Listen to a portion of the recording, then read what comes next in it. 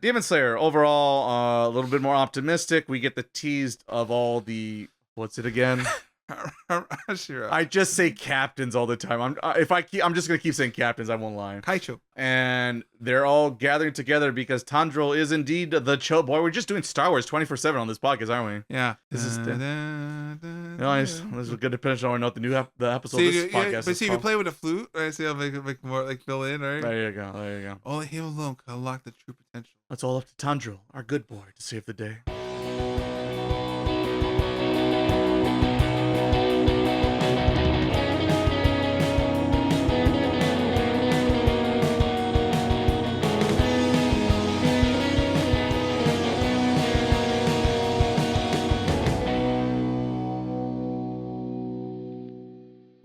San. Welcome to a new episode of the Otaku podcast. I am your host, Miles.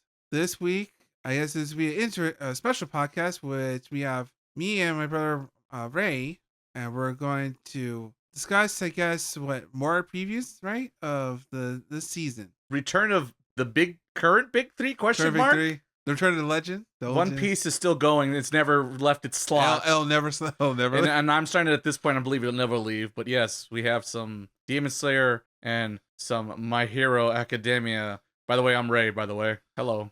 So I guess we'll start by going into our weeks. I guess I'll start. So pretty much both me and I guess Ray too. I guess we're both been playing Final Fantasy VII Rebirth. Still trying to go through that. Next time we should be able to have our final spoiler filled spoiler cast. There it is. I'm gonna trying to reinvent the wheel, aren't you, Miles? You know me. I'm always trying bigger and better, stronger. Yeah, the final Final Fantasy Pocket. We'll talk about Rebirth on our next episode. We hopefully have more of our normal cohorts here to talk about it. Never much new going on because I guess I'm still a little behind because I'm too busy trying to do all the dailies, or not dailies, but more of the side content because there's a lot of content to go through in this game. That said, I did have time also to watch because last time we had our previews of this season, I managed to sneak one or two previews of my own, I guess, though they're not really counted for the season. But I guess I wanted to share my thoughts, I guess, for a hot second. Oh boy! First up, I think you saw this one, Ray, with me. We saw Windbreaker. Oh, yes. Which is pretty much other version. It's not a food eating competition, sadly. Yeah, no. It involves a lot of gassy aftermath. Yeah, you would. I guess you would, huh? I guess the interesting premise for this show. It's by Cloverworks, so there's money in there. What do they do, Miles? They do like Bocchi Rock, Kaguya-sama, and other. And Spy Family. My Family and Persona 5, right? Oh, so, that's a pull, but yes, I believe that's correct. Yeah, the small. They do a lot more stuff, but of course we don't have time to. So it's very interesting because it's kind of like Buchikiri, but good. That's like the best way to describe the show. So basically, we have a protagonist who is the most shonen protagonist in history. Over design, perhaps, is the word I used to describe 2 eye colors, 2 hair colors. 2 don't care. And man, it's loud. Like, I'm going to be strong because I want to be strong. I like weak people. I want to. On paper and by art design alone, it looks like a show that is not worth your time, perhaps.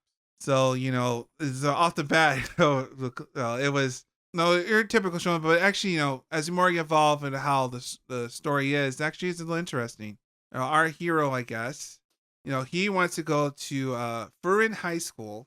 When I guess it's also in the ghettos, kind of like this weird, tough part of town, like delinquent side of town, I guess, and whatnot. But he wants to go because they have the strong people to school because all they have apparently are delinquents. It is Buchikiri. And they say, I want to be strong, just like them. And I want to, I want to be the top. He says, I want to be the top, the biggest delinquent there ever was. Yeah, king of the delinquents. King of the delinquents. Yeah.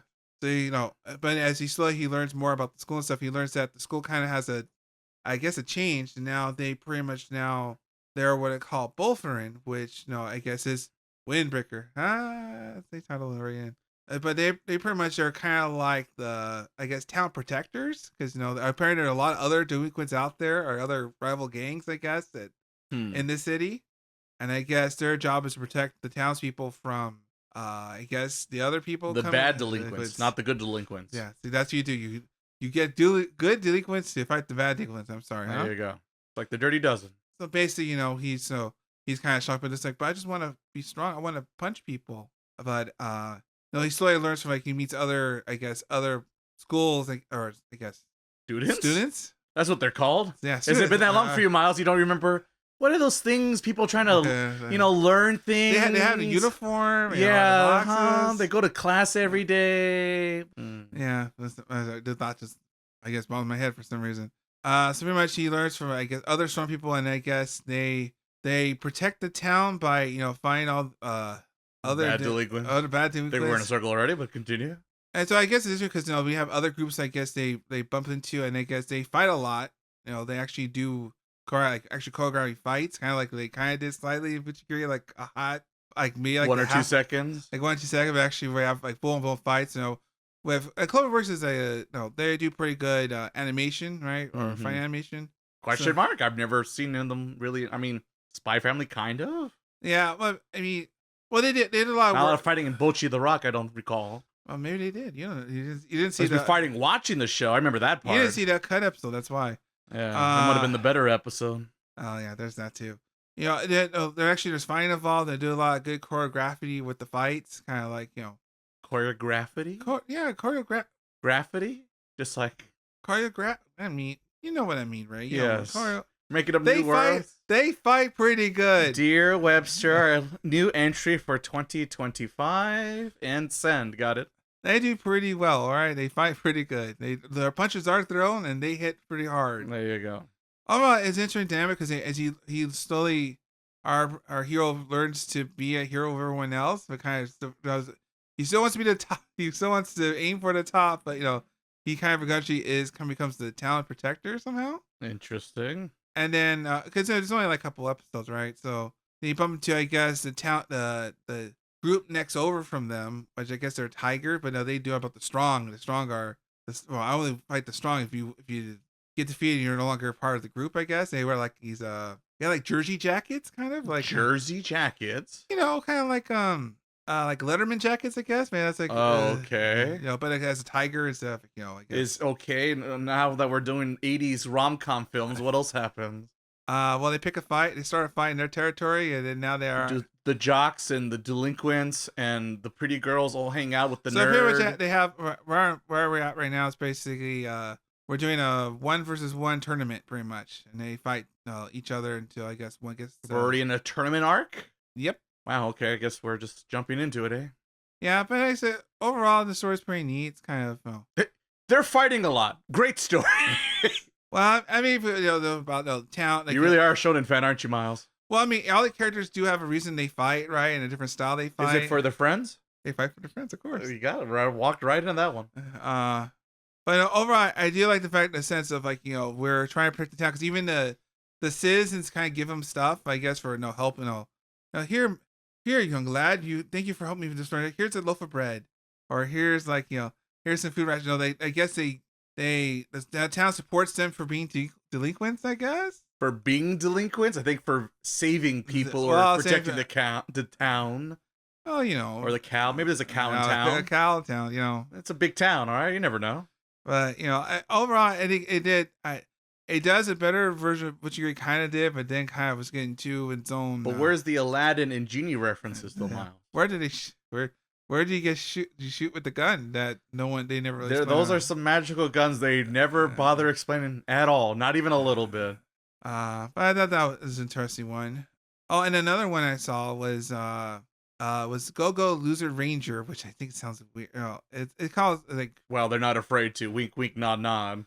I think in actual Japanese it's called like Ranger Reject, but I guess because America, we don't get it. But now I get it. So this one's a little more interesting because I guess by a new studio. It's by Star Pictures, which is a subsidiary of Star Games, which makes a lot of mobile games I play like Arc Knights. And other the waifu games. Look me in the eye, Miles. Look me in the eye. So technically, there are operators. And so therefore, they're not totally waifus, but they fight though, so it's okay. So basically, the story of Go-Go User Ranger is basically like a Sentai show, right? There's the Dragon Keepers, the heroes of the town. Or no, it's black. No, yeah, The red. different, basically Power Rangers. Power Rangers, For us in America here. And then you have your, what do you call it? Oh, fighters. The fighters, which is like the bad guys, right? Oh. And usually they kind of work because they kind of like they have like human shape, but they have like a skull for a face and kind of more rounded or more round head. Does it look like a cheap Japanese costume by chance? Yeah, kind of, right? Uh-huh. So they start off kind of like, well, look, it's time for we're gonna beat the bad guys. We're gonna start them once for all. Yay! And they had a fight with one of the fighters, Fighter D, I guess, who's I guess our protagonist, I guess. Is it Mr. D Nuts? I mean, he could be too, I guess. Could be. Oh, and the interesting about this one is it's by the same person who made the Consensual Quintuplets. So he went from harem of harems to Power Rangers? Well, he didn't want to be stuck in one genre, apparently. Well, no, I think you pulled like a Left Hand to Negima, right? Kind of. Yeah, I guess so. I guess that's a decent comparison. Like change it up, I guess I kind of because I think you already kind of conquered that. You already conquered that very much. I still have never seen it's 5? Is Quinn is 5? Yeah, Quintessential Quintuplets. I never counted up to that high. Still never seen it, but I am curious, just so I could make the official, objectively correct ranking of said sisters. And actually, there's a little bit of news about that later on this week. Oh joy! So basically, in this show, though, there's no romance or anything like that. So pretty much in this show, we have a fight. Fighter D and his cohorts. They fight along, and then they get defeated. Oh no, right? But it turns out that's what the whole plan, the goal, because like underneath it all, turns out that the Rangers already beat the bad guys years ago. Like we're talking like 10 years. And I guess they have him in control as a puppet, so that way every Sunday they must fight the fighters. As to show that the townspeople, like we're still so strong, right? We're right to show they're heroes. It's kind of also kind of like we were talking to show the boys kind of in a way, like the heroes are really the heroes are the bad guys. Oh, okay. That's like basically what the show is. Really. Are the heroes dicks or something? Not to me, because we always see only like few of them, like one or two of the heroes. The red, of course, is a dick, very much. Well, he's number one. So and he knows he's number one. He's pretty cocky. Know that he's number one. But it just was because of this. The fighters always have to lose on Sunday. It's an ongoing cycle, right? Right. But Fighter D says, I'm tired of this. Why can we win? Why do we have to be stuck to this cycle of right we're here? So he sneaks off, and because he's able, the fighters are able to mimic or change their appearance to like certain things. So some are good at making mechs, some are good at disguising as like plants or things like that. Fighter D's is very good at mimicking people or like surface dwellers, like, they humans. Yeah. So he sneaks off and he joins the fighters. I guess recruitment. I guess because we want to join the fighter team. Wait, the fighters the good guys or the bad guys? I'm sorry, I mean the Dragon Keepers. Because I thought the fighters were the bad people. Which at first I thought the fighters would be the good guys, but apparently it was the opposite. Yeah. Just want to make sure I'm getting my story straight here. It's my fault. I should have said that. So basically, the gist of it is that he's going to sneak into the ranks to try to destroy him from the inside out, and that's basically the gist of the story. So the bad guy is joining the Power Rangers to blow him up from the inside. Yeah. Okay. So overall, it's very interesting because it's pretty well done. Like I guess for being a new studio and not, they do pretty well animation. Like playing CG. They're not afraid to change up between 2D and 3D very efficiently. Like depends on what's going on with the battle scene. And overall, it's just interesting because it's a lot of intrigue. Like what are fighters and like what's this mysterious woman's trying to help Fighter D, even though clearly she's the real villain, I guess I would say per se. Oh, but she helps him. Well, shouldn't she be helping him? Yeah, but but she has alternative motives, right? Like she helps him, but like for what purpose? We don't know. Oh, like I said, it's a very. So she's a third party. Yeah, I guess. Yeah, you could say she's a third party. I guess. Okay. But we don't know her intentions, and like I said, pretty much the man was trying to blow things for the inside, right? But as he's as he goes undercover into the what do you call the white keepers, which are just. I'm just gonna keep on Pawn Rangers, but keep going. Yeah, basically he wants to join like the ranks to become a Power because he had to be chosen like from white recruits to be a Power Ranger, whatever choice and whatnot, choose your color because they're all have their own unique quirks and whatnot that we've seen, and so but there's a lot of like nuances, a lot of like betrayal, a lot of like who's who, what's the real power dynamics here, who's really in charge. So it's a lot of intrigue and stuff. I think it was very interesting. Is it like inner politics kind of thing? Yeah, kind of, because not each one of the Dragon Keeper, they don't like Power each Ranger, other. They don't like each other for certain reasons. Oh, so it is the boys. And pretty much, the red guy's pretty much the top dog, and he knows he's the top dog. Does he have an American cape on him? He's red. I'm halfway there. He literally kills a guy and with blood and everything, and kind of just moves on and keeps eating, I guess. Probably deserved it. So like I said, there's a lot of political intrigue, I guess, or not political, but like intrigue in the sense of like the power dynamics inside the group itself. Mm-hmm. Well, to me, it seems fascinating of the ones I saw this year or so far this season. Yeah, this year, it's our game of the year. It's already. All right, so I mean, well, we're 2 seasons in, I guess, already calling the shots. That's it. And you haven't seen Spice and Wolf yet, brother? I'm trying to. I mean, I do, but I want to go at a slow pace. I want to enjoy the ride. I'll wait for the dub to come out. And that too. Yeah, so those are 2 that I saw this year so far. And I thought they were kind of neat. So I guess that concludes my week because, other than Final Fantasy, I managed to sneak those 2 in. So what? I guess let's go to you, Ray. How's your side? It's like, it's just you and me here, Miles.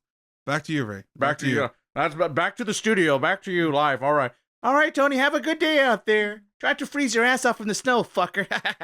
Anyway, me. I guess it's my turn to talk. All right. My week. Final Fantasy. Final Fantasy is my answer for really. Cloud, save a day. Cloud, just get your act together and beat this kid with your Yu-Gi-Oh cards. And let's go home. All right. Bring out Sephiroth. Let's do this like men. Bring out the Queen's Blood cards and let's sell this like gentlemen. Get out of here, you coward. Pretty much. That is basically my journey so far. But we'll say that till next episode of Otaku. Hopefully we have our full panel, which will talk about everything Final Fantasy Rebirth. So spoilers galore. Slight teaser. There are some changes I want to say of somewhat significance according to at least my memory, but it also has been a long time since I played the original 7, so maybe I'm just misremembering events. I am curious because there are some moments where I'm at. I think you're a little ahead than I am now. That I think is odd, or seems like it's different. Granted, I never played 7, but I feel like it's like they differ. Is this new DLC unlocked? Like twist, I guess. Maybe that's the way to put it. Perhaps. But you'll have to stay tuned next time. Like and subscribe today. I'll admit, the more I play this game, I really should be playing Final Fantasy 7 first to really enjoy this. It seems like they figured you did. I will say, the more I play this, it feels like they anticipate that you did. I feel like if you didn't, you're going to lose. You're going to miss out a little bit of stuff, perhaps. I will say that. So if you've been on the fence about it, I would suggest, well, at this point, you might as well wait till the last game in the trilogy comes out and then play original and then jump into remake, Rebirth, and I'm going to call it now still Reunion. Yeah. So, but yes, that's Final Fantasy Doc. I did read some One Piece, but I'll save poor Miles the suffering of the One Piece talk since he is not familiar with it, and the only person on our podcast who is Frank, who is out today. So I'll save that for next time on the podcast. But Frank is joining us. So if you're a One Piece fan, stay tuned. Like and subscribe once again. The only thing I could think of note that isn't on our main topic this week and part of our news discussion that'll come after this is once again, you and me, Miles, we've been tackling the Disney Plus service and the anime Disney Plus service. Which that's a whole thing. Oh, that reminds me about the Go-Go User Adventure. It's on Disney or Disney Plus. I think it's hilarious. Of course it is. Disney jail. Oh, sorry. Hulu original. My bad. May I suggest watch my new video on YouTube of No Game No Life, where perhaps a similar joke might occur in the video regarding such things. So that is also a tease. A lot of teasers here, but the thing I'm really trying to tease of a tease is on Disney Plus. We've been watching more Star Wars content as we're going through the timeline. Yes, we're going through the timeline. We mentioned before a little bit on the podcast that we finished. I've heard of Luke Skywalker. Who would have thunk this? These Skywalker folks are pretty strong. But yes, we finished the I guess, CG Clone Wars, not to confuse with the OG 2D one. If you're old enough to remember, those exist. They're also on the service. And yeah, this CG Clone Wars didn't do much for me. Watch the highlighted episodes that the internet deems worthy and walk away would be my suggestion. But the one show you shouldn't just get up and walk away from would be Star Wars Rebels, which the name alone is a little uninspiring. I'll give you that for those who are on the outside. That's like Windbreaker. Oh, they said Wind Waker. Windbreaker. No, that's my name, but it turns out the show has more meat to it than you think it does. Yes. So Star Wars Rebels takes place roughly, I would assume, a few years before the events of A New Hope or Episode 4, whatever you want. The original Star Wars. Or Rogue One, right?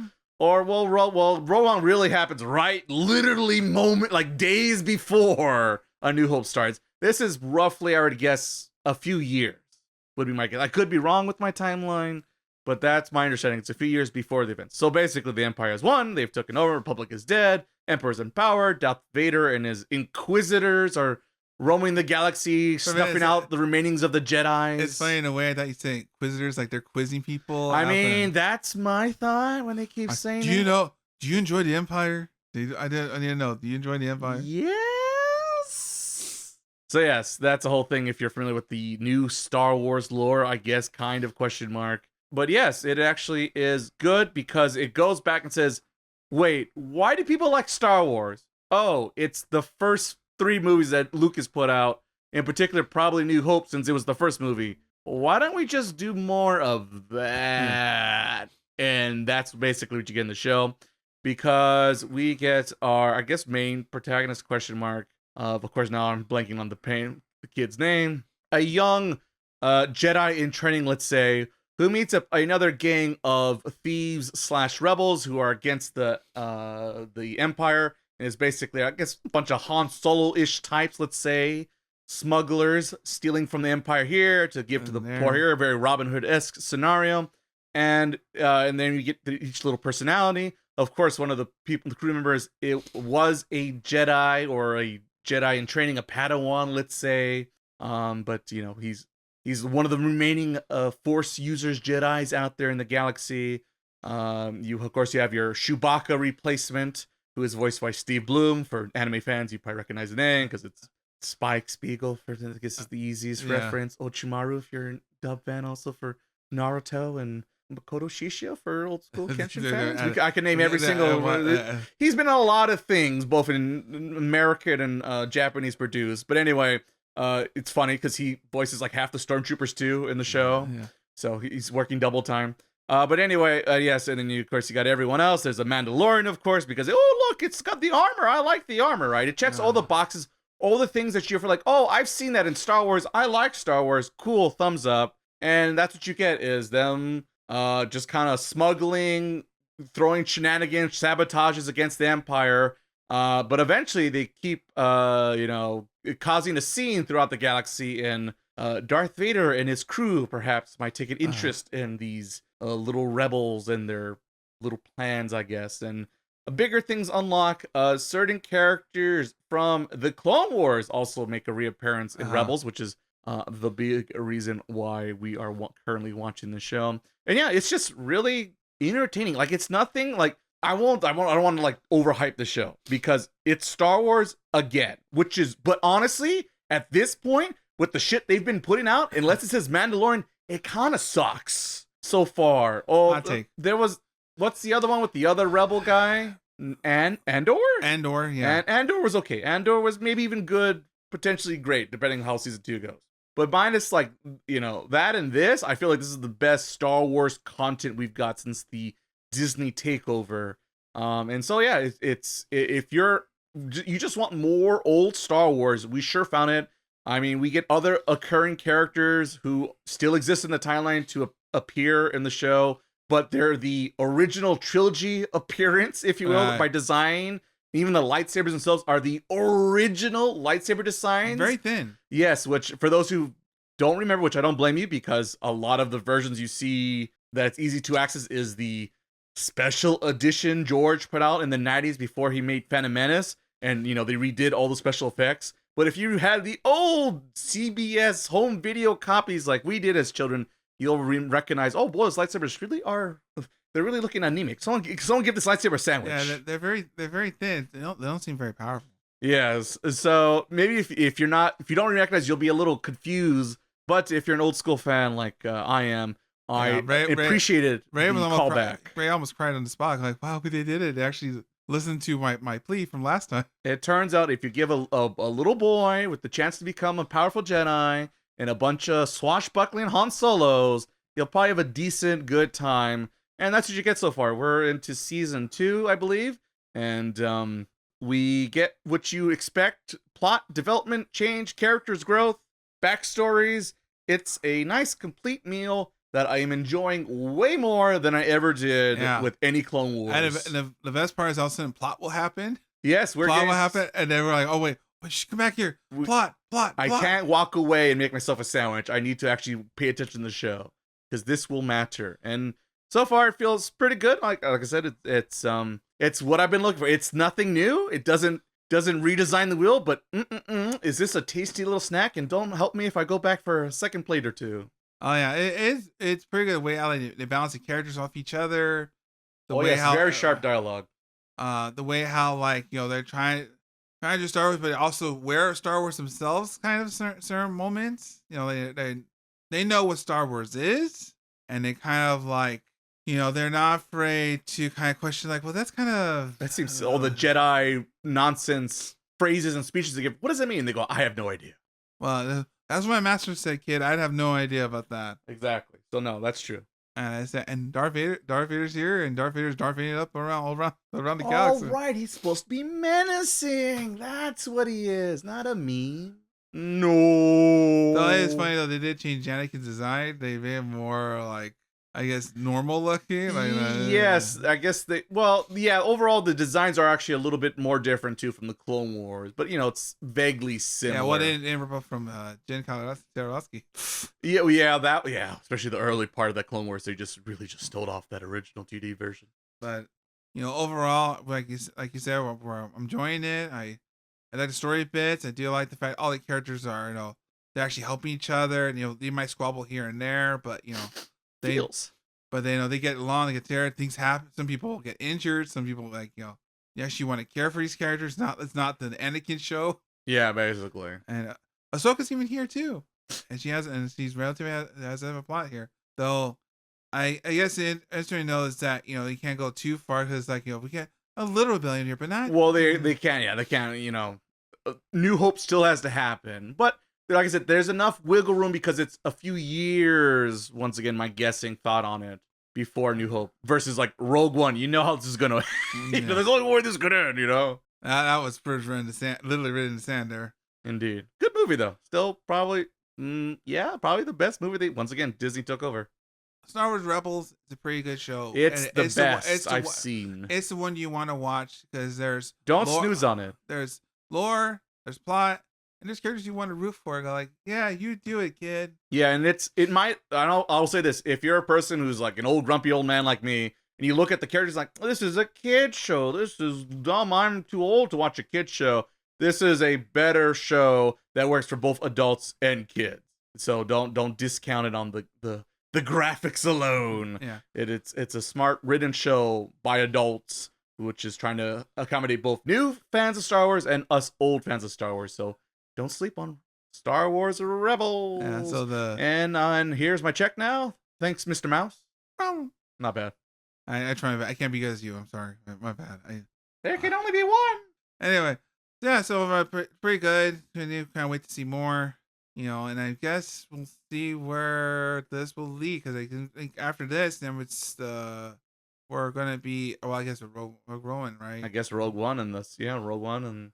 I guess Ahsoka, the new one, which is, I guess, the reason why we started this crazy journey, just so we could get all the Ahsoka references. God forbid we don't keep up with all the other nerds. Yeah. Where was the street cred? I have a podcast I have to uphold. Yeah, that show, yeah. Yeah, I seen it. What's the name of it again? There you go. Yeah. I will write it down, and we'll get to it. So I guess with that includes your week, brother. That is it. I'm all tapped out. So yes, that is it for my week. So back to you, hostess with the mostest. All right then. So let's go into slightly interesting news week. With I guess you want to start with the big one, Ray, or you want to do the little pepper with little small ones? You tell me, host. Surprise me. Surprise you? Okay, well, like I teased earlier, the interesting I guess was that I guess the two quintessential quintuplets visual novels is gonna come on over here on the Switch and PS4. Oh, I guess PS4 and Steam. My first question: this is a visual novel? There's two visual novels, and it's by Mages. So it's the people who made Steins Gate and oh. No, because they do a lot. No, they do a lot of visual novel stuff, I guess. Is this like is it an adaptation? Because the original source material is a manga, correct? Right. Well, this is like a side story content / like extra. So it's a new story. Yeah. It's a new story with the characters and that. And it's just because there's two of them. I guess they're bringing both of them out as a double feature pack. Literally the 23rd next week. Oh, well, all right. Well, because it's digital only. I was going to say, this has to be digital only correct. There's no way someone printed these on cartridges. And yet they're making yet another anime season. Because there's one coming up this season, and now there's another one. But didn't this show end anime-wise? Yeah, it did. Well, obviously manga-wise, because we have the new show. But now there's the after story. They think they're goddamn Clannad out here? They're printing money here, bro. I'm telling you.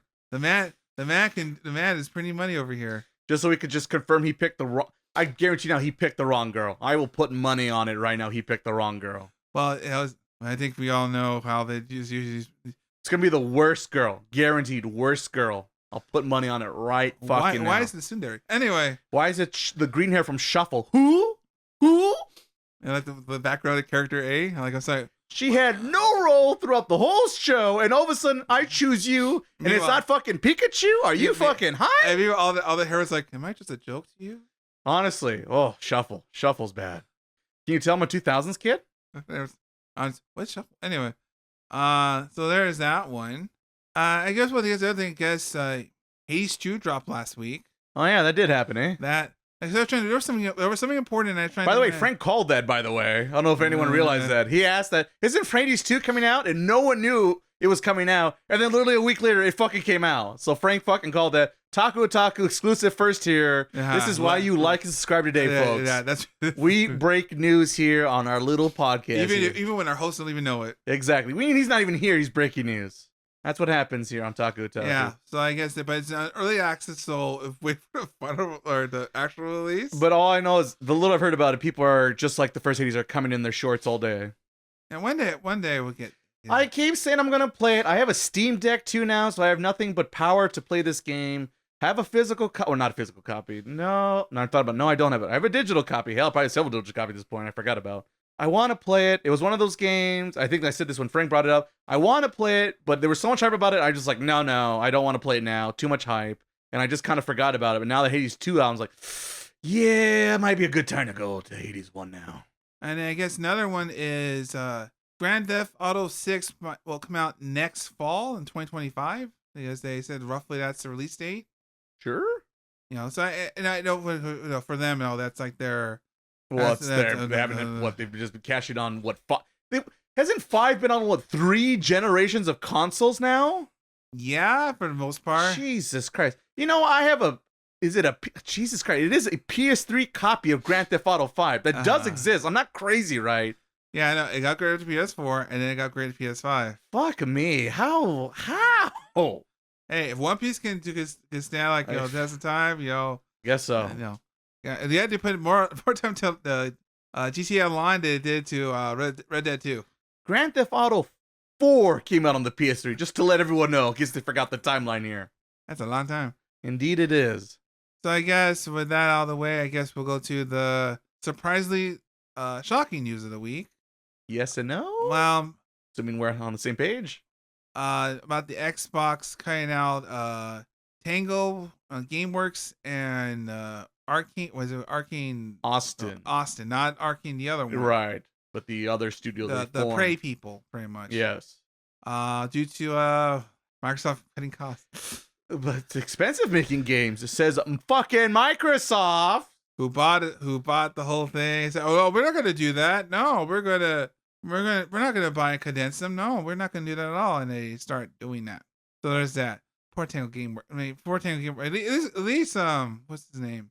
Mikami, right? He left shit before he probably saw blood in the water. Let's say.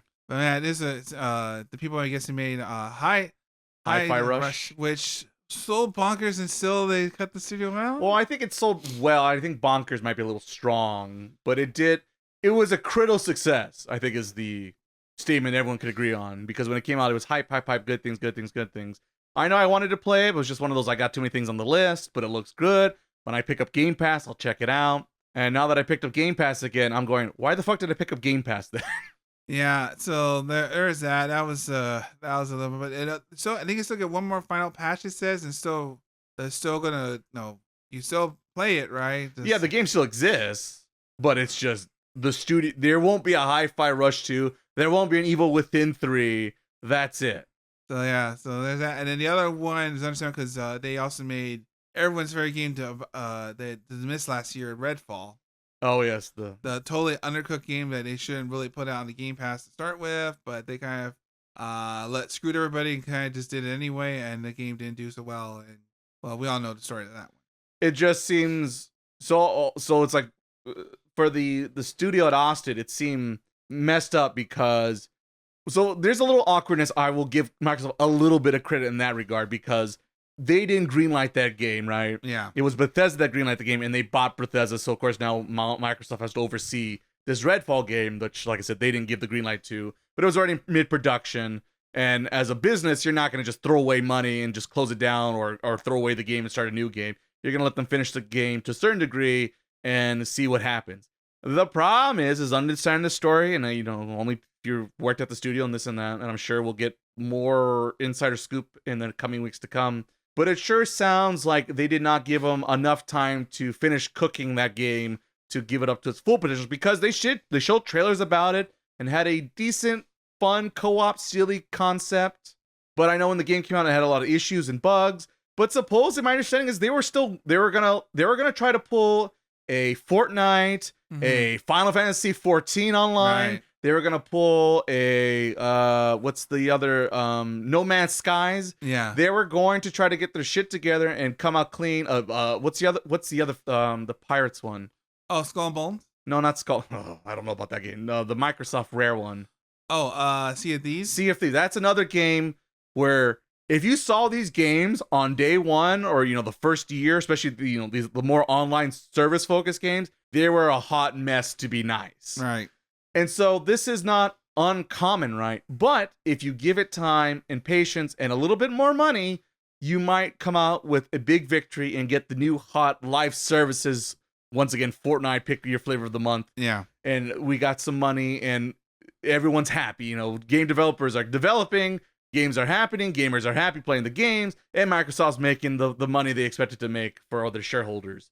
But because Microsoft and their short-sightedness, as always these days, is it seems a corporation in America in general, let's say, a little in the video game industry in particular, everyone wants to put $1 in the slot machine and hit $1,000, and when they don't, they get the baseball bat and beat the shit out of the slot machine. Yeah, so how come you're making me money? It doesn't make sense. And so, yeah, that's the thing is, who knows? Maybe they were gonna...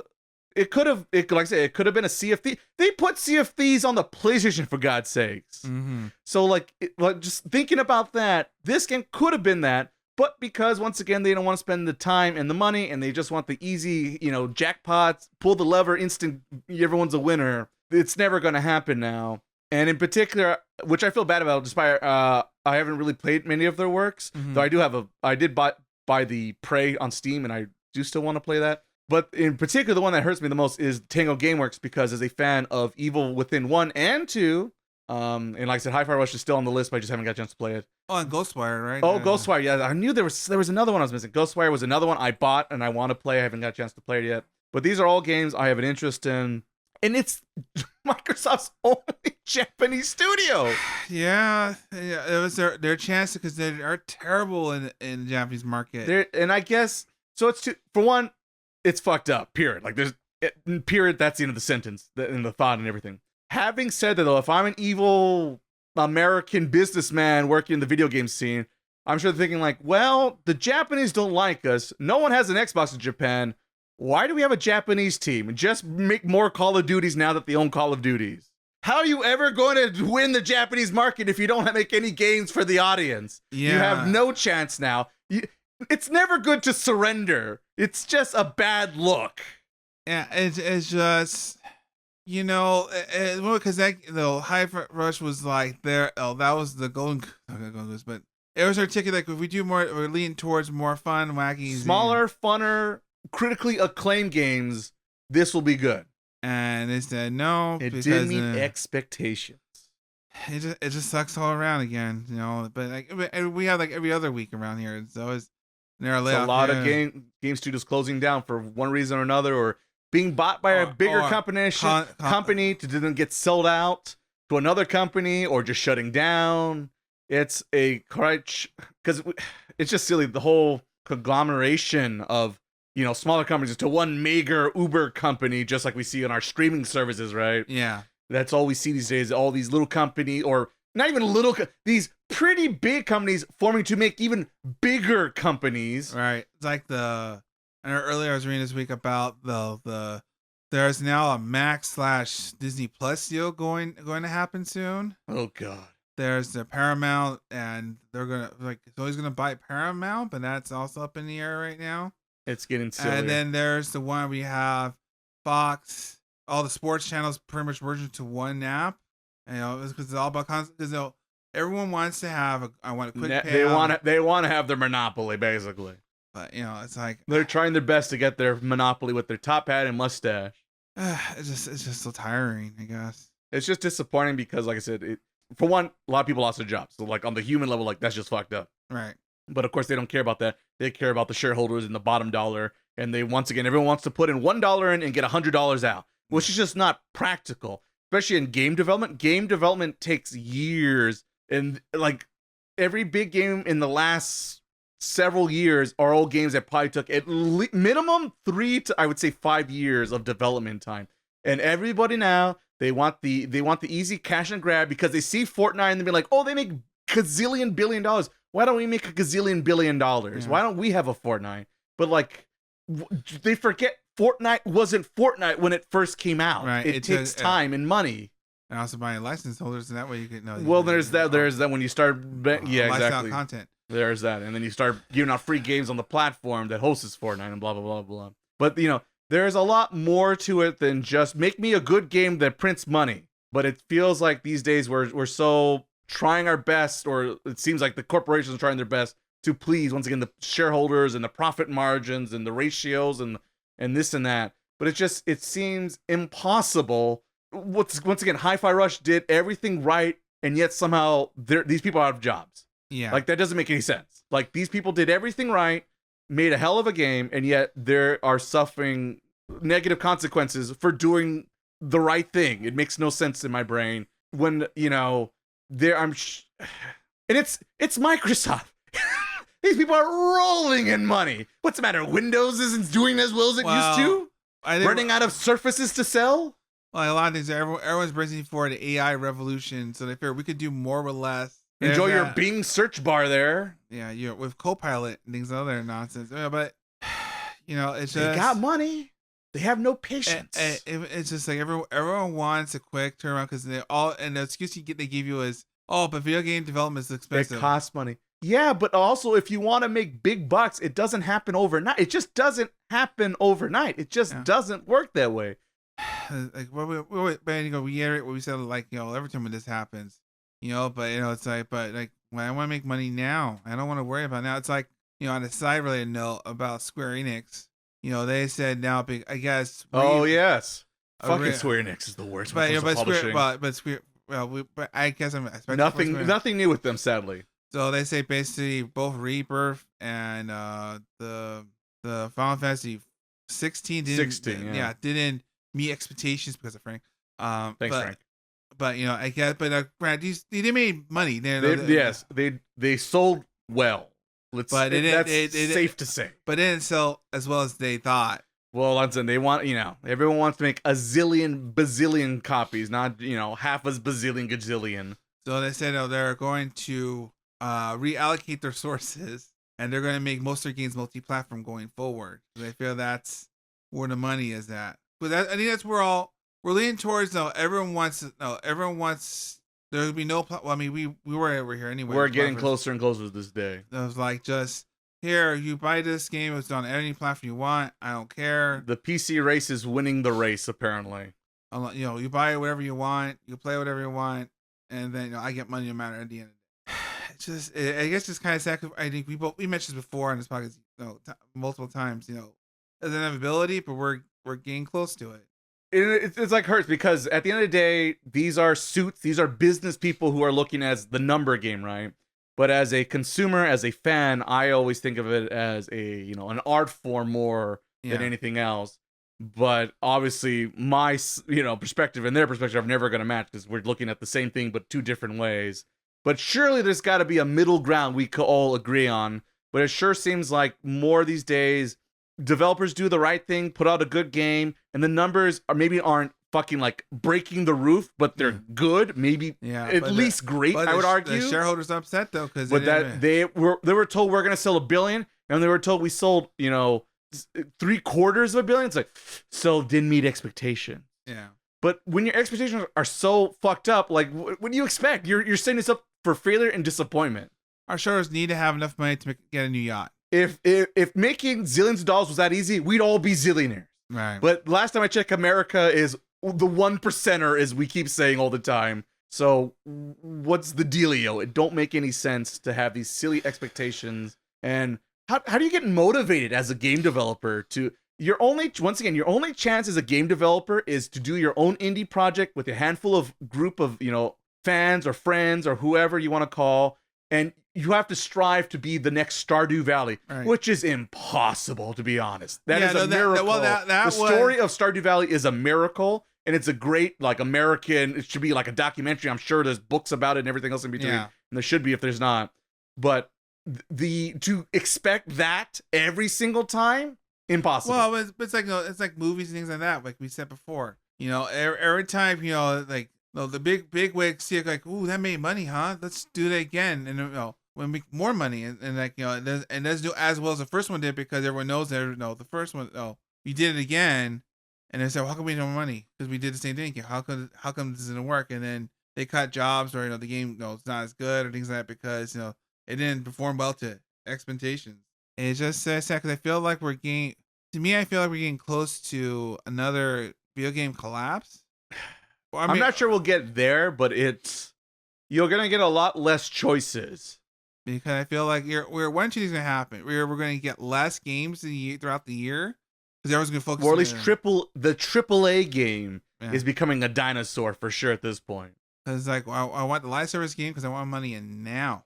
And that's what it is. Everyone's trying to be that. And you see all the Fortnite clones. You got the Fall Guy clones. There's always and this has been existing since the day of the dinosaurs. Also, at one point, are we going to have proper expectations for this industry? And when are we going to think about the workers, the developers themselves, and give them a chance to survive in this industry? Because if they keep getting burnt out, they have a job for a few years, then they have to pack up the bags and go find another studio to go live. Yeah. And especially here in America, where hey, you don't have a job, well then you have a lot of us don't have. Well, it's better these days, but health. A lot of things are tied into having a job. Right. And when you don't have a job, you lose a lot of things that you would expect are commonplace. Yes, that everyone has access to. But it turns out, if you're unemployed, that might not be the case for you in this scenario. And these people have families and loved ones, and we got to pay for fucking mortgages. Well, there are people. There are people with lives and a lot of bills on their hands. The problem is everyone. They forget that part. Everyone's like it's like the John Wick movie. I don't know why I use John Wick as the thing. Everyone expects John Wick 1 all the time, but that movie was a fluke and whatnot, and it's like, oh, let's make it to a franchise. Well, that's exactly. Welcome to Hollywood magic here in SoCal. It's just sad, I guess. They milk it till it's dry. They wait a decade. They try one more time to go for that udder. Yeah. Final Fantasy Rebirth next time on the podcast. Yeah. The slightly disappointing, not doing very We'll save it for next time. I look forward to hopefully. I did remind myself something to leave on a higher note here. Indeed, please give us to us, Miles. They did get a name for the new Assassin's Creed Codename Red, which is supposed to be a Japan one. Oh yes, I remember seeing this. Assassin's Creed Shadows, which you play as two protagonists. You play as the historically accurate African American samurai. What's his name? Yasuke. That's what it is. And then you play as a ninja. Oh, there you go. Going through feudal Japan, and feudal Japan. It only took us 20 years, Miles. We finally said we should do the Assassin's Creed in Japan. And this one's interesting because it is the first one, I guess, because they're building Montreal. Does Montreal still make Assassin's Creed games?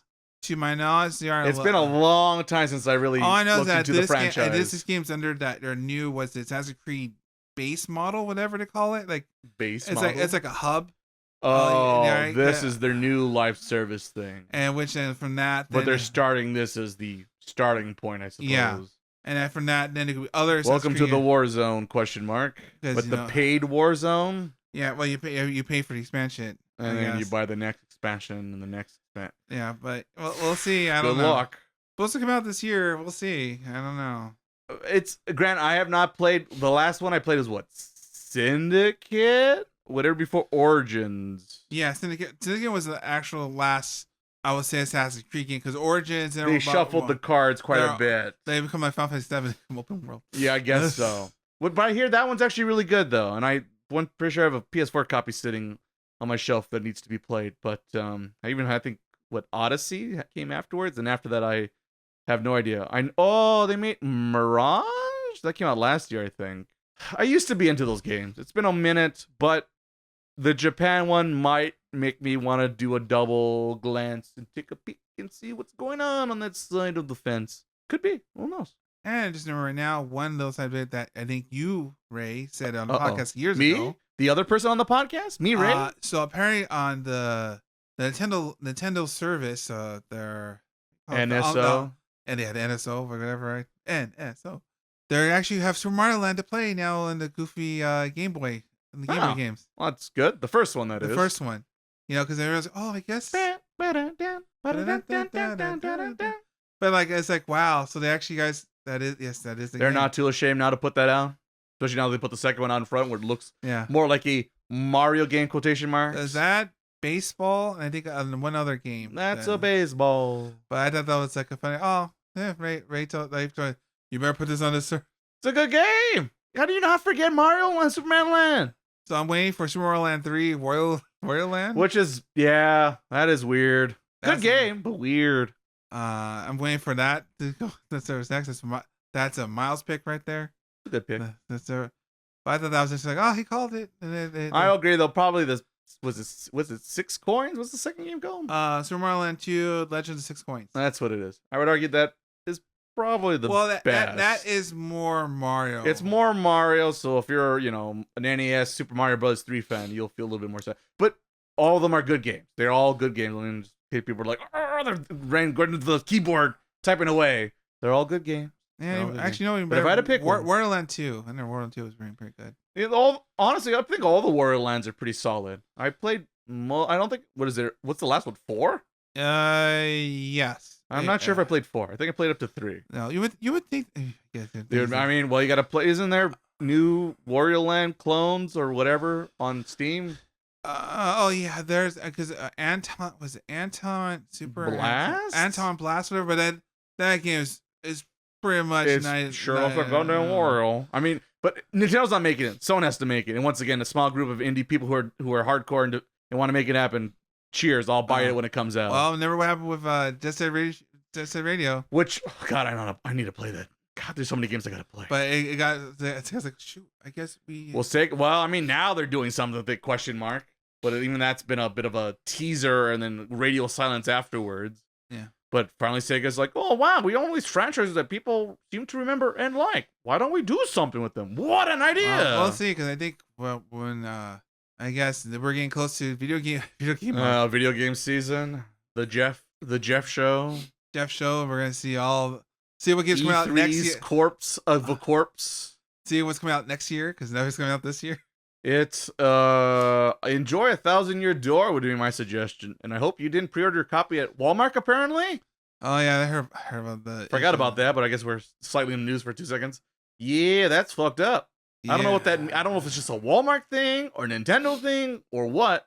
But yeah, as a guy who, once again, granted this is like my last generation potentially playing physical media, but as a physical media man myself, yeah, canceling people's orders and telling them they can't get it seems weird, especially when it's on online. If anything, an in-store cancellation kind of makes sense. If I have to choose one, you shouldn't do this, period. But if I have to choose one, the in-store one makes more sense. But the online cancellation, isn't the point of online is to be able to have access to games you wouldn't get in store? Ray, if you remember the infamous Star Wars Battlefront, when they only had like certain amount of copies, EA only had a certain amount of copies. We only had 25,000 digital keys, and we were and you have to buy them now because we can't make any more. What do you mean you can't? A lot of digital keys. It's like we ran out of digital. We don't want to take anyone more's money. That doesn't sound right. That doesn't sound like you, EA. Are you okay, buddy? What's going on? Like how do you run out of digital keys? That's so helps me to say. We just make some more. I can't do it. The algorithm says these all the keys we got. After that, I don't know what to do. If I scare them to buy it, then they will. Ah, yes, Nintendo tactic. Never, kids, buy the Super Mario pack because sold out. Because if you don't be the loser. Don't miss out this Mario Trilogy collection, and 3D All Stars. Like, so did you change it? No, we didn't change it. It's the same. So why am I buying this? Because if you don't buy it now, you can't buy it again. Yeah, the sad part is it kind of works because I think that physical copy has gone up in value.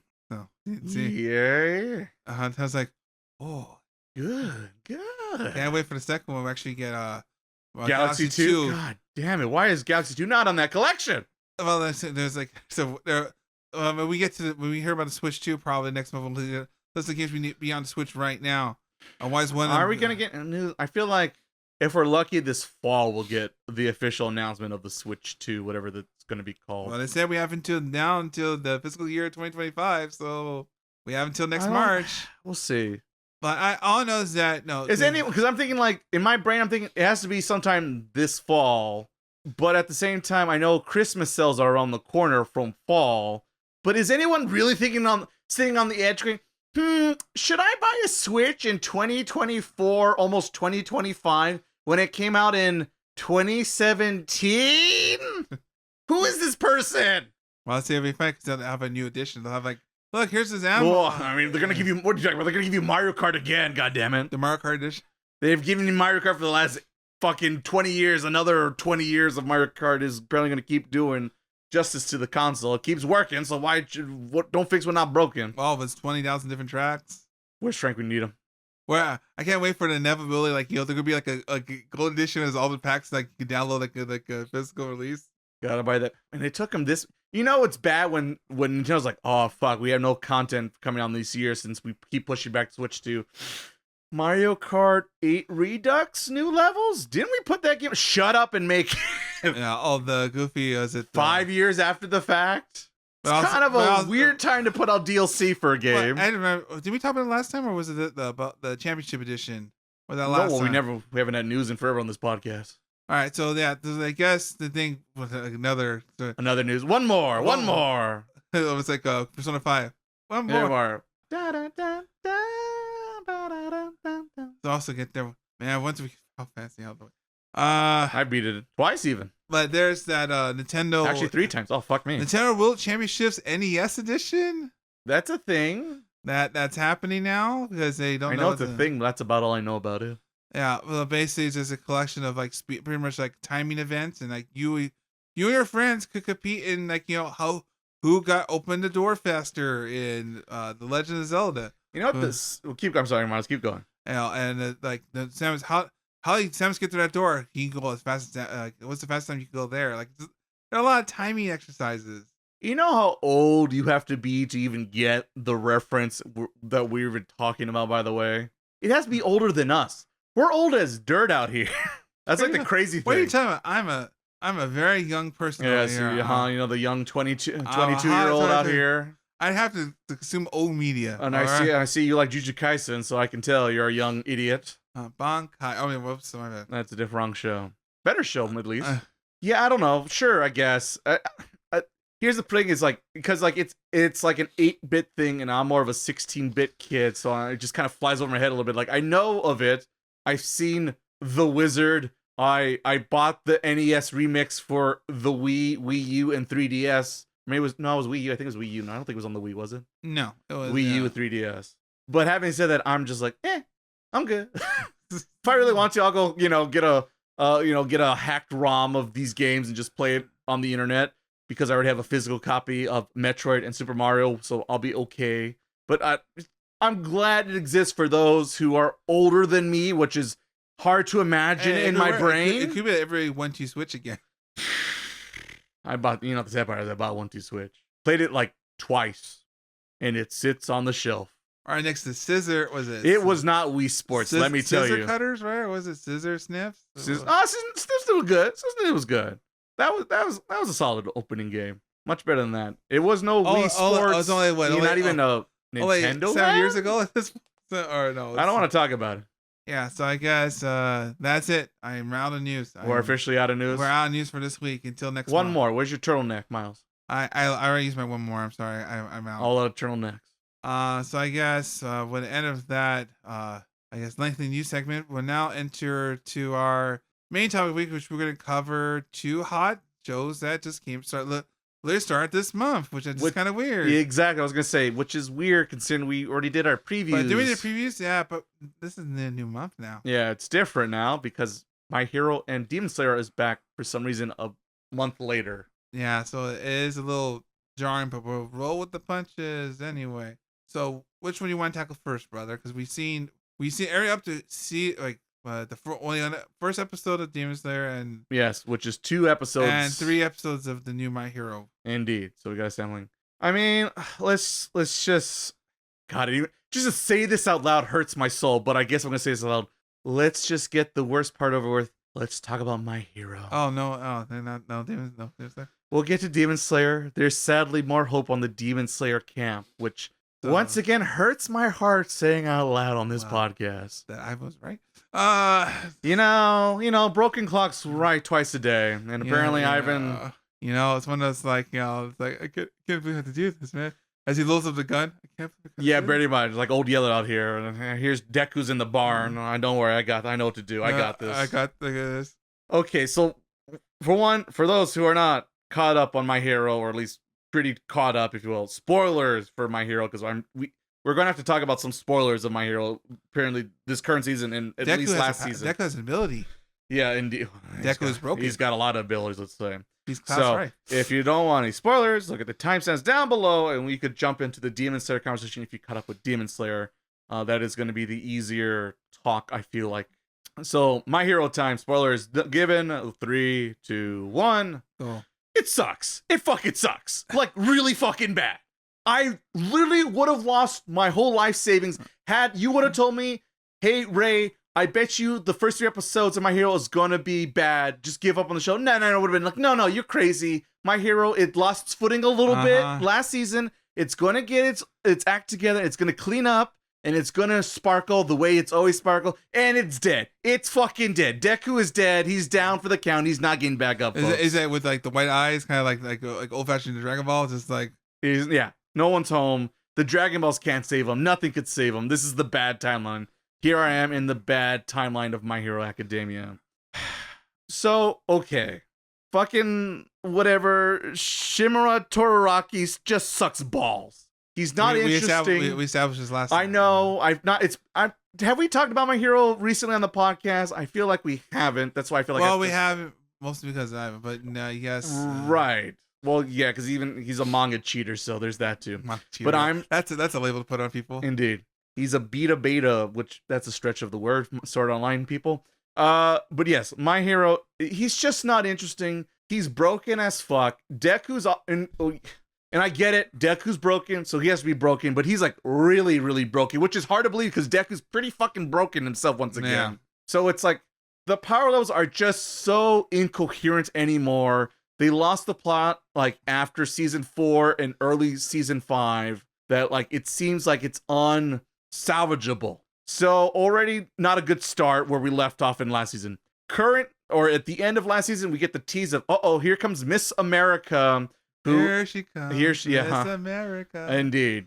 But this time she's ready to kick ass with her stealth bombers, apparently from the 90s, apparently. If someone's seen Broken Arrow. Or Top Gun. Top Gun, yeah. Also, Tom Cruise would have... I'm waiting for the music. Like the guitar. There you go. So, yes. And I was like, oh, okay, interesting. Here comes America. This will be good. And an all-white student, because he talks about he spent a lot of years in America, and I guess is like a disciple of his or student of his, whatever you want to call it. Yeah, another Padawan. A little piece of the lore we get of All Might, and like kind of brush it under the rug. And that's the problem. Is literally once again final chance of spoilers. She dies in the second episode of this new season, which I'm like, why? What's the point of killing a character after you just introduced them? Because she's too OP. It doesn't work. Okay, so for one, just emotionally as a viewer, as a person watching the show, and now what are we 7 seasons into this nonsense? Yeah, 7. Jesus Christ. Killing someone within one episode introduction, one next episode dead, and a very loosey-goosey once dump exposition line or two, and killing it does nothing for me. I'm like, should I be sad? I feel like I should be sad. Oh, America died. There you go. So it's already like that emotional doesn't work. Logically level, she is described as the America's strongest hero. Female hero. Yeah, question mark. Yeah, maybe they might have said that. Depending on the English and Japanese, I guess you have to look at the which one said what. Well, yeah, it's semantics. It's some wiggle room perhaps there. But she's at least one or two stronger. You know how hard they don't have guns in Japan. Saving Japan is easy. I just want to point that out. Think about that. Saving America in a world full of superheroes / villains. How hard is that job got to be to become the number one person in the country? Pretty hard, apparently. Pretty hard would be my guess. And yet, somehow, they instant lose in 2 seconds because of this no-name loser villain that the writer is still trying to shove down our throat, despite we keep gagging and throwing them back up every 2 seconds. It just don't work. Next point. Okay, her power is she rewrites reality based on her verbal communication skills, basically. So her first introduction is, all right, the oxygen around you will no longer exist, so you cannot breathe. And he is affected by this, and he can no longer breathe.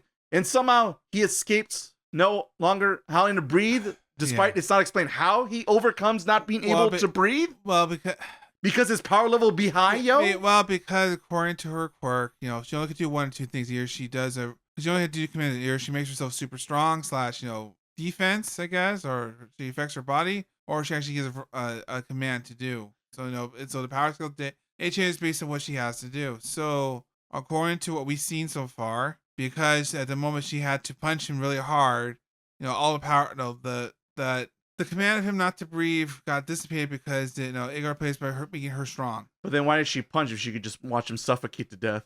America, I don't know. And that's so it's okay, so that's one flaw, whatever, she punches him, blah blah blah. The other logic is like, well, why does she have to make herself physically strong when she could just once again just watch him suffocate or use 2 commands to make sure he dies? So there's that logical point. So all right, let's let that slide somehow.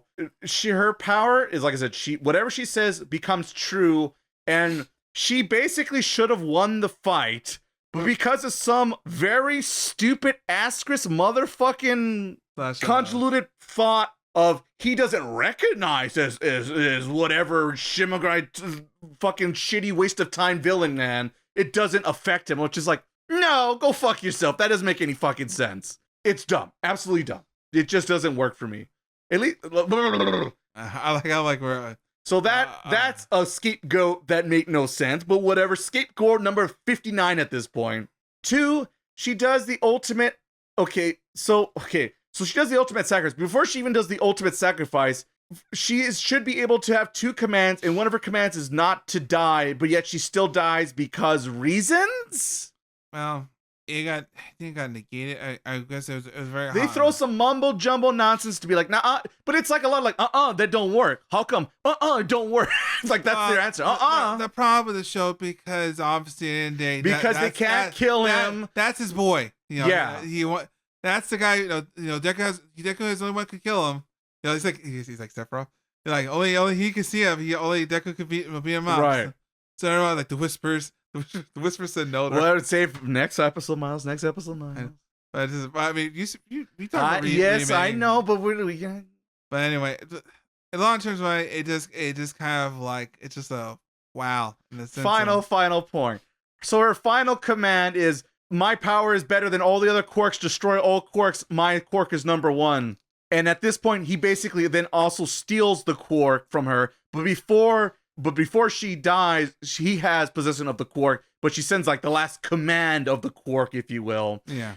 But somehow the logical of the story goes, oh, because she died, her quark also dies. But that doesn't make any sense because it's no longer her quark. It's now his quark because he stole it from her, according to the explanation we're told. And two, he's dying from this quark. So he definitely has the quark, but he can't master the quark because the last command she gave the quark is wreaking havoc on his body. And let him inside out. Yeah. So it's like but why doesn't it just wipe him out and make him quarkless? Basically, it should make him quarkless, basically. Right. But because of reasons and nonsense, it stops because it needs to stop because Deku needs to be the one to defeat him. And like, I don't need this guy in general. And what I really don't need is 2 discount Darth Vaders, which is basically what we're getting with these 2 villains at the moment. Well, what they should just merge them 2 together, so that way they have like a. Right. Have the fight in between that. It'll make more sense. Yes. But literally, All for One literally is still here. He's literally standing next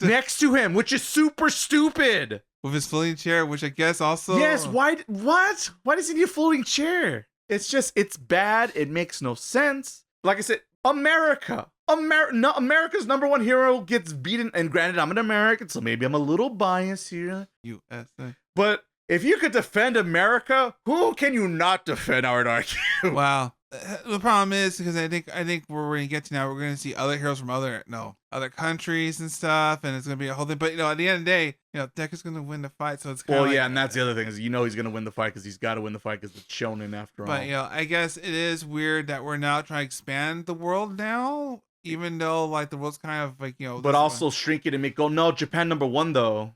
So it's kind of weird why we're going towards and there. I get it because it's a Japanese product, so Japan should be. But once it makes me think of Death Note is like the easy anime comparison. The one's gonna win. So you want to beat Light Yagami? Well, you made Light Yagami the smartest, cleverest person in the goddamn universe. How are you gonna beat him? I don't know. Switcheroo? That's your answer, and that'll work. Yes, because I'm not smart enough to beat my own character.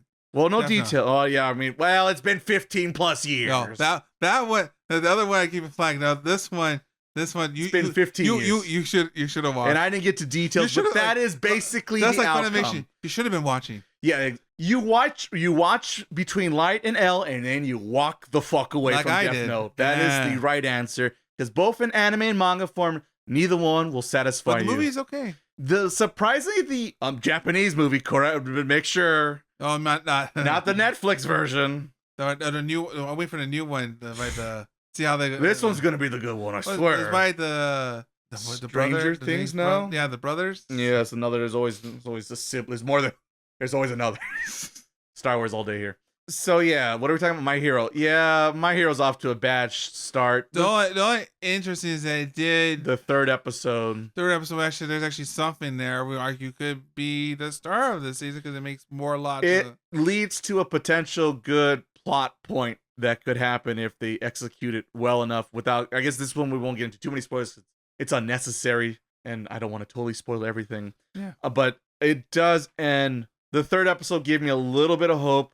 But at this point, I am pretty much gone at My Hero because what was because it's just the anime adaptation. I'm sure in manga form maybe it works a little bit better. Well, I mean, because they teased this off as a big plot point for the next season, and she's dead in 10 seconds. Which, for one, I'm not a fan of anticlimactic things because it just tells me you're a lazy writer. You couldn't figure out how to fix your problems. You just kill people off to be like, yes, I'm serious and dark and edgy. I too am a fan of the darker tones. Yes. So to me, that's the problem with anticlimactic things.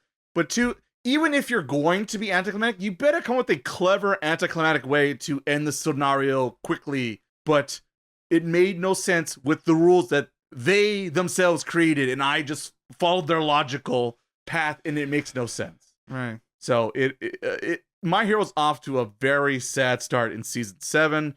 And it's so sad because I feel like for a long time I was like the only one. I believe in my hero. You could hear me on the podcast. Yeah, and most I believe. I'm not ready to call it quits. Ivan, you're silly. I mean, he still is, but having said that, he's not wrong about my hero. I'll give him some credit.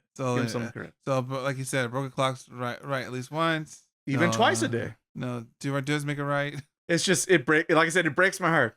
It breaks my heart as like I feel like one of the few surviving My Hero fans. Now I'm gone. It's like that picture of Deku. It's like when you a certain moment in episode 3, like that's the picture you have right now. It's just like, but you were the chosen. Yeah, one. Basically. You're supposed to do what happened. But yeah, I was just Obi-Wan in it that last few episodes there. And then of course Obi-Wan kills it. It's like the line afterwards. It kills the whole moment. So yeah, My Hero. It's bad. I'm sure I'll keep watching. Well, we'll watch. We had to watch it. We have to see how this ends. But this season's gonna have to do something to give me hope because right now we're end of Clone Wars and before Rebels. That's where we're at right now. We're at the point at which the author wants to be done, and he doesn't really care how he gets there. He just wants to get done. But he does want to get certain plot points though, but not kind of haphazardly. And kind of just I'm gonna let this sit here. Pacing. So speaking of pacing, I guess we want to move on to our other anime thing we dabbled in, the Demon Slayer. The Demon Slayer season Hashira 4 training arc. 4, no, season 4.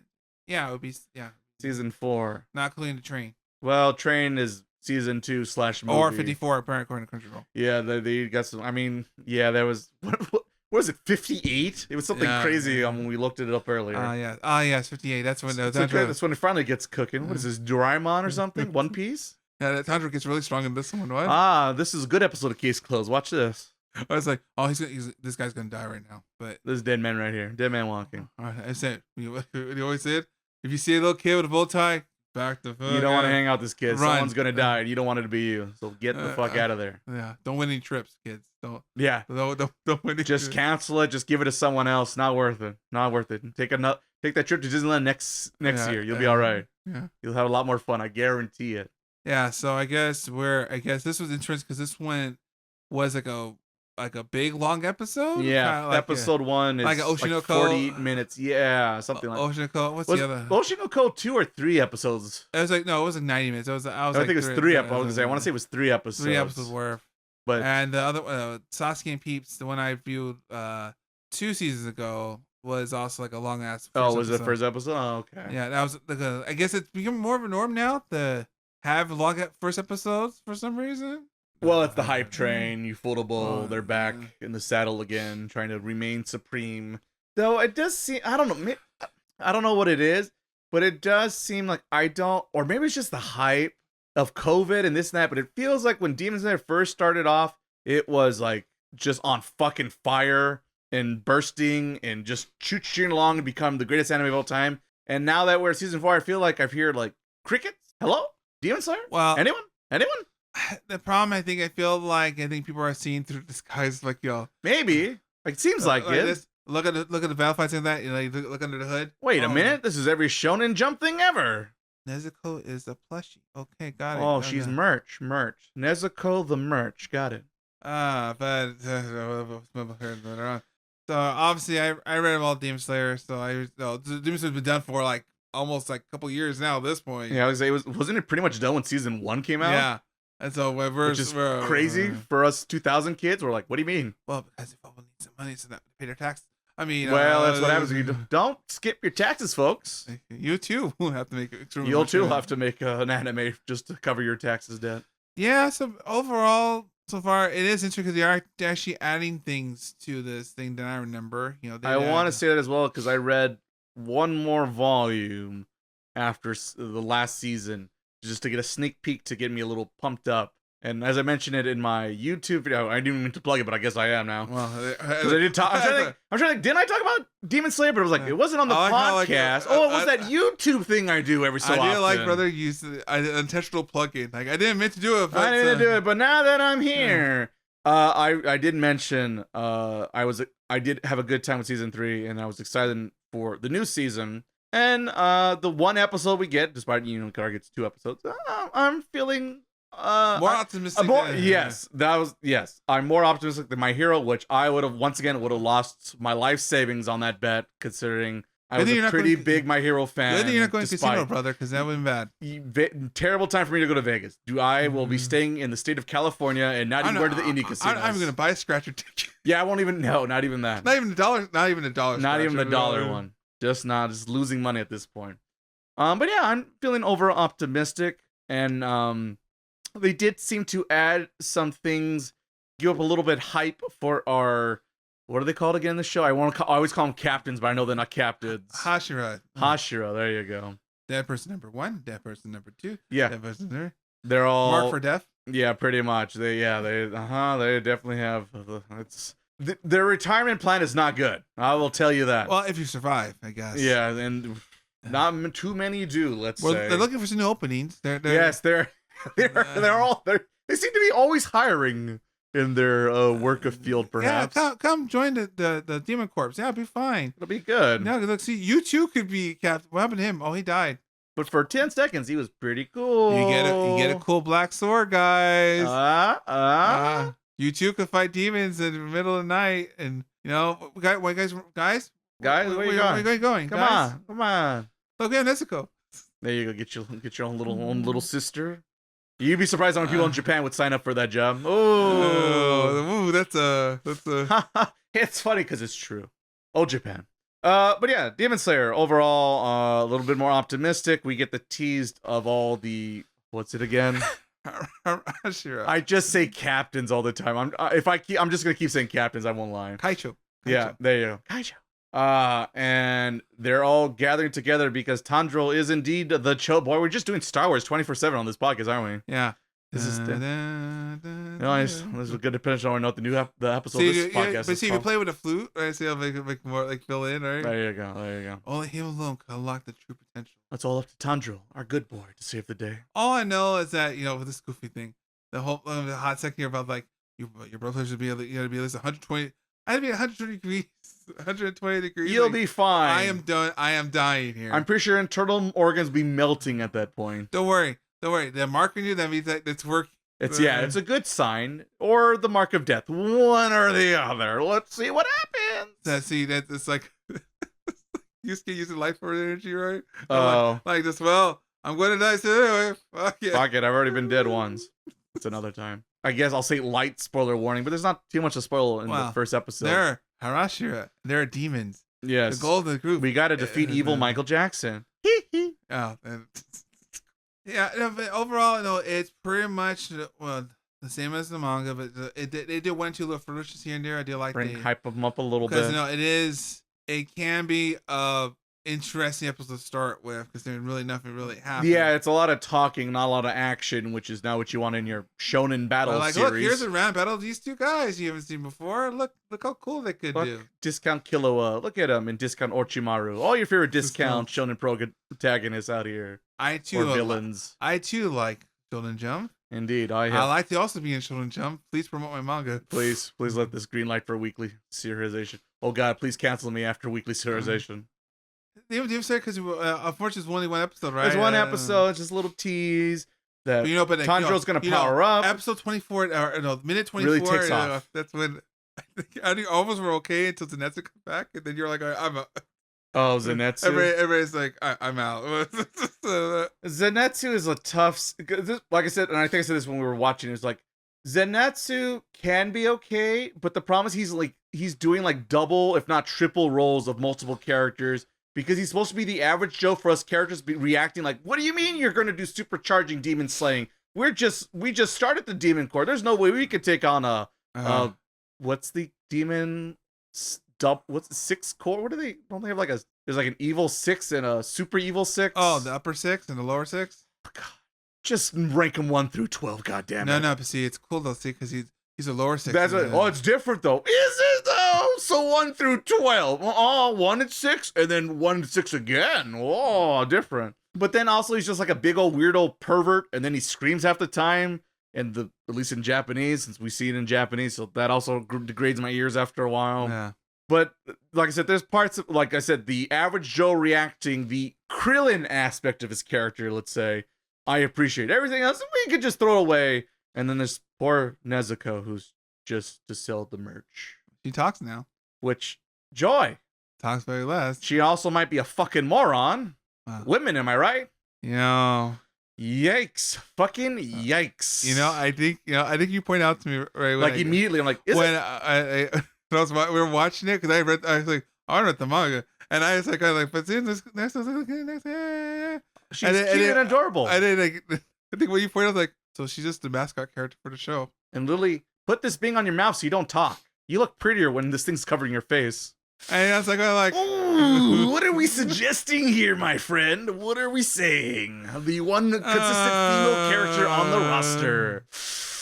Ooh, and also my hero. Oh, the best hero and also female and loses instantly. Ooh, also, what are we saying? What are we saying? We talk about that's like Jolene, just like every female protagonist. Oh, Japan. Never, kids. If women are better than us, that's not good for us. There's number 1, and then there's number 2. If I see you're number 2, see, it's not that bad. It's better. It's almost as good as 1, but never as good. Because my ego cannot take it. Very much. My penis is so small. It's just this, and it's like and the best part, it's consistent to any. You could choose whatever. It turns out once you realize all this comes from one country, and you realize what the country is like when it's not animating cartoons, let's say, the culture starts to leak into the product material, and you can kind of see the mindset, and it's a mindset that maybe culturally you don't agree with a lot sometimes. Let's say, yeah, it's a slight disagreement. Sometimes. But here's another lolly for you. Well, I said the swords are swords. Or I do like you see all the. But I feel like we're speeding up now because first we've seen one. Well, we've seen the first Fire Hirashira. He died.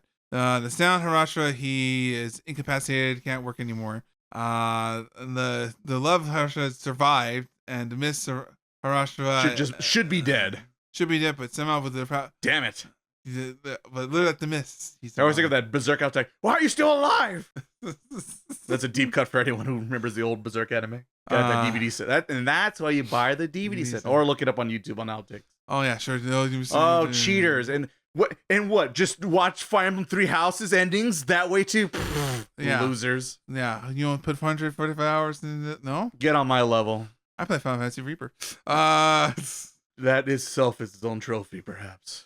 Yeah, so overall, we do see everyone, they're slowly speeding up, and we're seeing all the Hirashira, like, oh, the man's like, all right, here's this guy. Tanjiro is the chosen one. Let's all do this together. Let's all group up. It's time to whip up our boy into shape.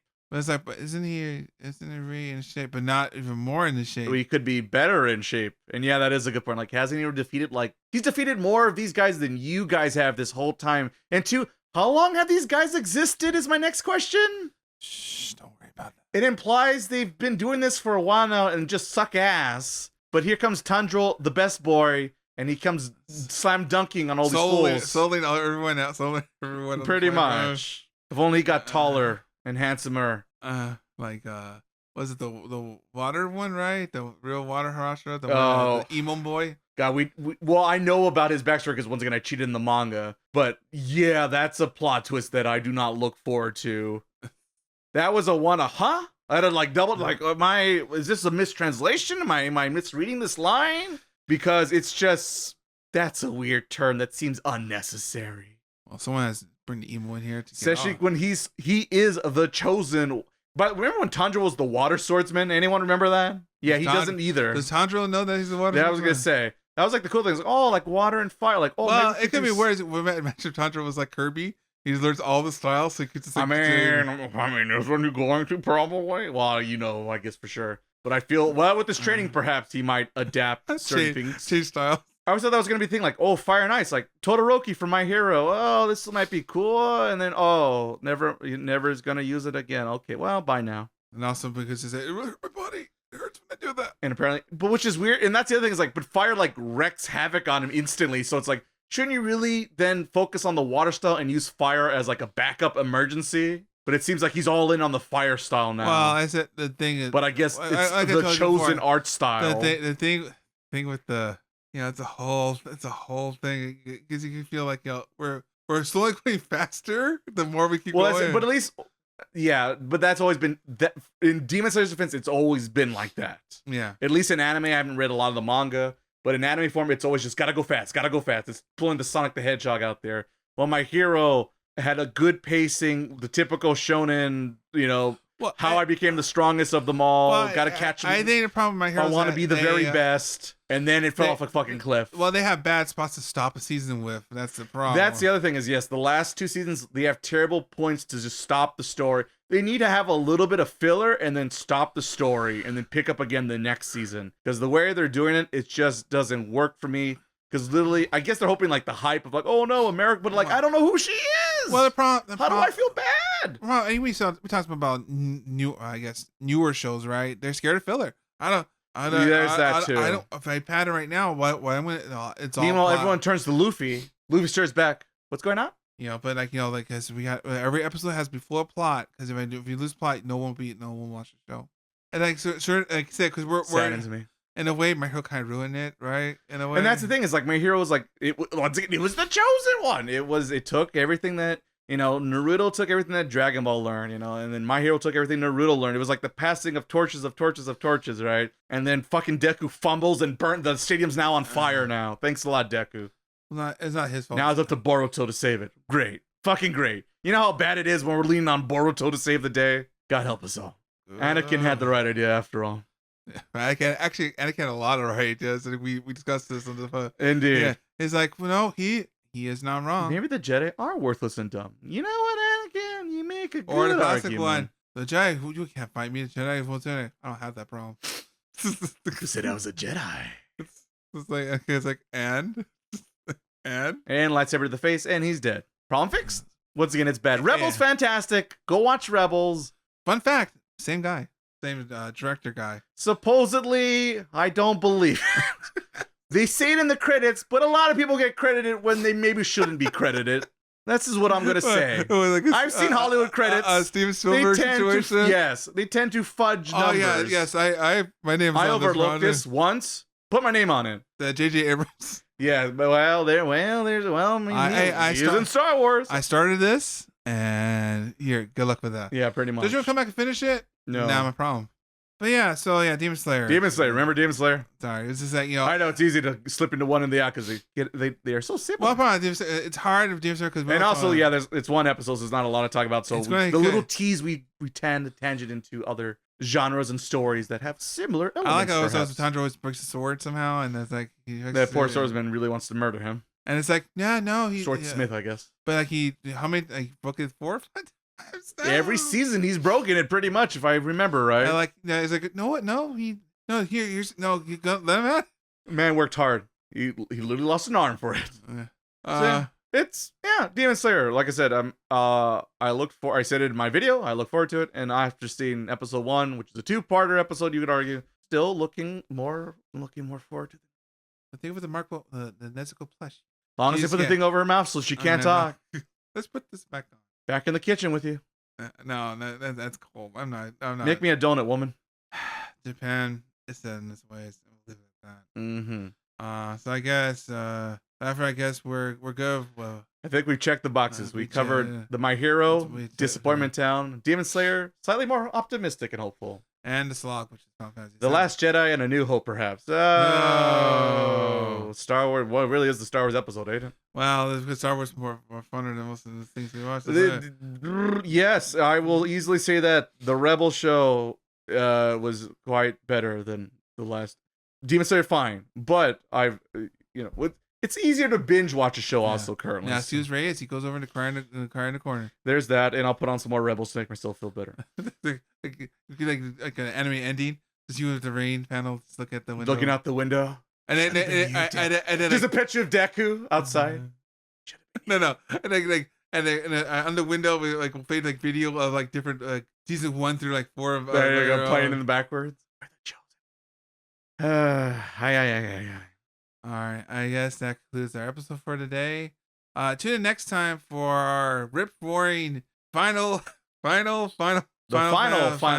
VII Rebirth Ultra Hyper Wheat Mix 7 the Slog. So, yes, all spoilers will be revealed. So if you've been waiting for this episode, I wonder if I Sephiroth again. I wonder indeed. It's been 3 months in the making? Question mark? Something like that. Since we've had to take breaks to do other topics here on the podcast, but finally, we hopefully, fingers crossed, we will all be caught up. Well, we know Frank is already caught up. Let's see if Frank. Let's see if Frank beat twice. Let's see. I'm putting money down 3 times. 3 times is the lucky number for Frank. Yeah, he probably reset the game by heart, probably. Pretty much. He got a new PS5 just to start a new save file on it. So why? Because it can't. Exactly. That's our. I run circles around these fools. That he does. And so with that, I guess we'll catch you guys later next time.